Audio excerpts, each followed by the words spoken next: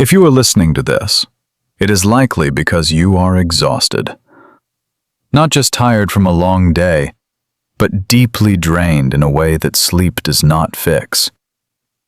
You feel a heavy confusion in your chest, a constant loop of questions that have no answers. You keep replaying conversations, searching for the moment things went wrong, trying to find the specific thing you said or did that caused the collapse. You might be feeling a sharp sense of rejection, or perhaps a terrifying silence where there used to be intense attention. You are wondering if you were too much, or not enough, or if you simply failed to love correctly. I want you to take a deep breath and listen closely to this truth. You were not the problem.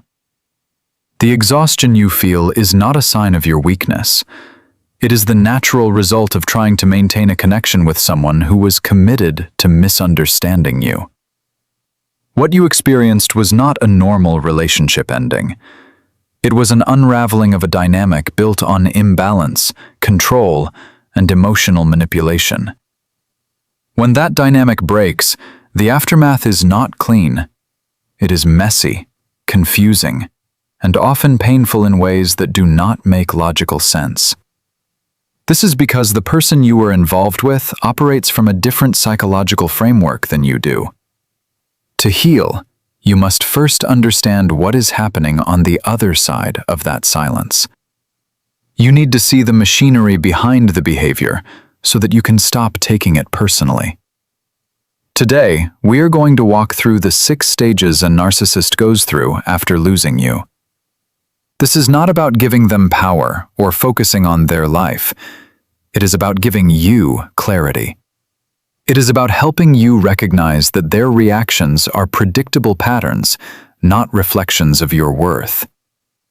When you understand the pattern, the chaos loses its grip on you. The first stage is often the most shocking because it contradicts everything you thought you knew about their feelings. This is the stage of immediate discard and cold indifference. If you were the one to leave, or if they sensed you were pulling away, they may have switched off their affection instantly.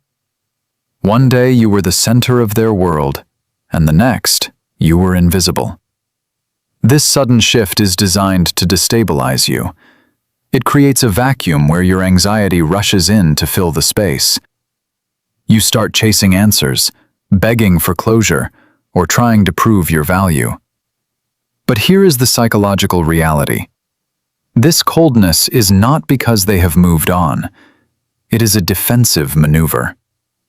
For a person with narcissistic traits, vulnerability is dangerous.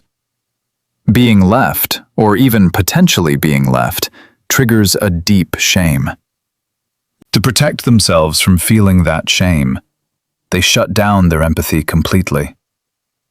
They treat you like an object that has stopped working, rather than a human being they loved. This indifference is a mask. It is a wall they build to convince themselves that they are in control. If they act like they do not care, then they cannot be hurt by your absence. But make no mistake, this lack of reaction is a reaction. It is a calculated performance meant to keep you off balance. If you find yourself spiraling during this phase, asking why they can move on so easily, know that they have not. They have simply suppressed their humanity to survive the ego blow. Your pain is real. Their coldness is a shield. Do not mistake their defense mechanism for strength.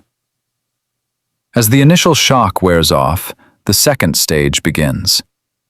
This is the stage of hovering and intermittent reinforcement.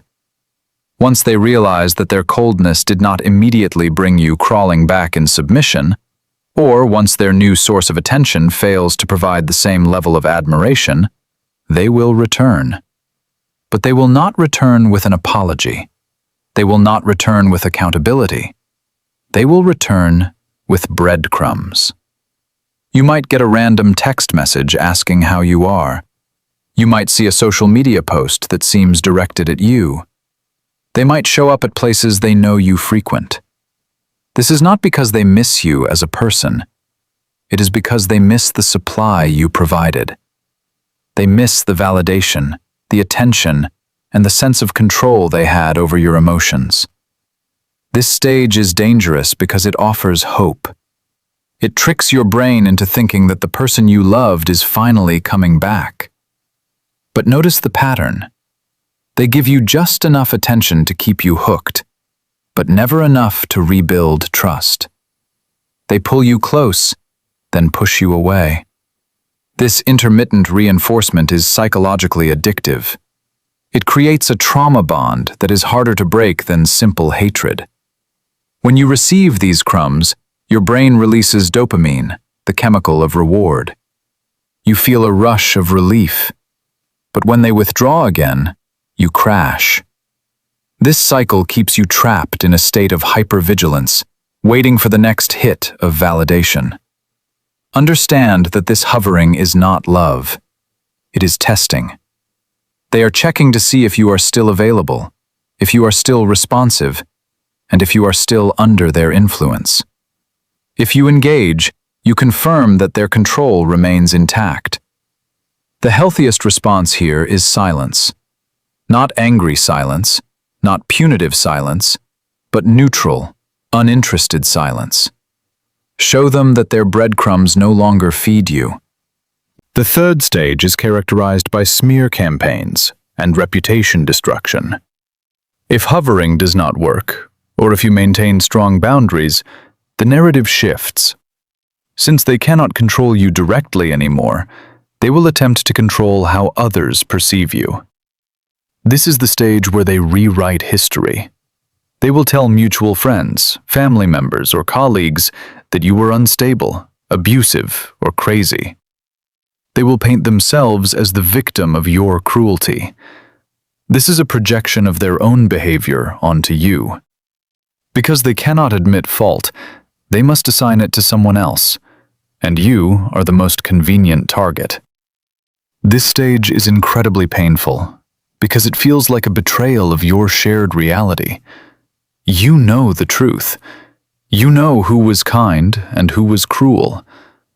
But hearing lies spread about you can make you doubt your own sanity. You may feel an urgent need to defend yourself, to present evidence, to set the record straight. While it is natural to want to clear your name, understand that this is often a trap. The people who believe the narcissist without question are already part of their system. Those who truly know you will not be swayed by gossip. The smear campaign is not about the truth. It is about isolating you. If they can turn your support system against you, you become more vulnerable and more likely to return to them for comfort. Do not fight fire with fire. Do not descend into the mud to argue with them. Hold your dignity. Let your actions speak. Live your life with integrity. Over time, the truth reveals itself. People begin to notice inconsistencies in the narcissist story. They see the pattern of blame shifting. Your silence and stability become the loudest rebuttal to their chaos.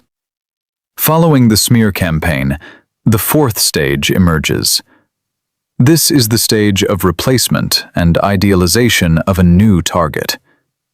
To soothe their bruised ego and prove to themselves that they are desirable, the narcissist will quickly latch on to a new person. They will lavish this new person with the same love-bombing techniques they used on you. They will post pictures of grand gestures, declare eternal soulmate connections, and create a public display of perfect happiness. Seeing this can trigger intense jealousy and grief. You may wonder if they were ever genuine with you, or if the new person is special in a way you were not. Here is the hard truth. The new person is not special. They are merely new. The narcissist is not capable of deep, sustained intimacy. They are capable of intensity, but not depth. The cycle is repeating. The love bombing is the hook. The devaluation will follow. The discard will come. You are watching a rerun of a movie you have already seen. The difference is that you now know the plot. Do not compare your behind-the-scenes reality with their highlight reel. Their rapid replacement is not a sign of your inadequacy. It is a sign of their emptiness. They cannot sit alone with their thoughts, so they must constantly fill the void with external validation. Feel pity for them, not envy. They are trapped in an endless loop of shallow connections, never knowing the peace of being truly known and accepted. You have escaped that trap. Allow yourself to grieve the loss, but do not mourn the illusion. The fifth stage is often overlooked, but it is critical for your healing.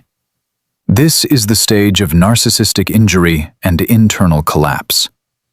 While they project confidence and happiness to the world, internally they are struggling.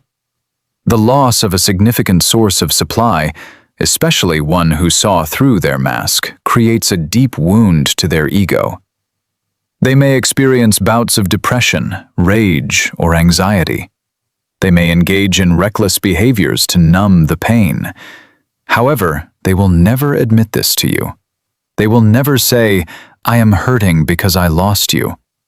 Instead, they may lash out indirectly, or they may become increasingly erratic. If you are still in contact, you might sense this instability. They may try to provoke a reaction from you to feel alive. They may send angry messages, then delete them. They may create crises that require your help. This is a test of your boundaries. They want to see if you will still rescue them, if you will still care for them despite their treatment. This is the ultimate trap of compassion. You may feel guilty seeing them struggle. You may remember the good times and want to help. But remember, their collapse is the consequence of their choices. It is not your responsibility to fix them. In fact, your involvement only enables them to avoid facing their own darkness. Step back. Let them face the consequences of their behavior. Your detachment is not cruelty. It is necessary for both your survival and their potential growth, however unlikely that growth may be. You cannot save someone who refuses to acknowledge they are drowning. Finally, we reach the sixth stage. This is the stage of hoovering attempts mixed with permanent discarding. Over time, as the new supply begins to devalue, or as the narcissist faces other life stressors, they may circle back one last time. This attempt is often less subtle than the earlier hovering. It may be more desperate, or it may be colder. They may try to guilt-trip you using holidays, birthdays, or family events as leverage, or they may simply check in to see if the door is still open. This is the final test of your healing. By this point, you should have gained enough distance to see the pattern clearly. You should recognize that their return is not about love. It is about utility. They are checking if you are still a viable option for supply. If you have healed, if you have established strong boundaries, you will feel nothing but a mild curiosity or indifference. You will not feel the urge to explain, to justify, or to reconnect. You will realize that you have outgrown the dynamic. This is the moment of true freedom. When their presence no longer triggers an emotional storm, you have won. Not in a competitive sense, but in a spiritual sense. You have reclaimed your peace. You have chosen yourself. The narcissist may move on to the next person, continuing their cycle, but you have broken yours. You have stepped off the carousel. Understanding these 6 stages is not about predicting their every move. It is about freeing your mind from the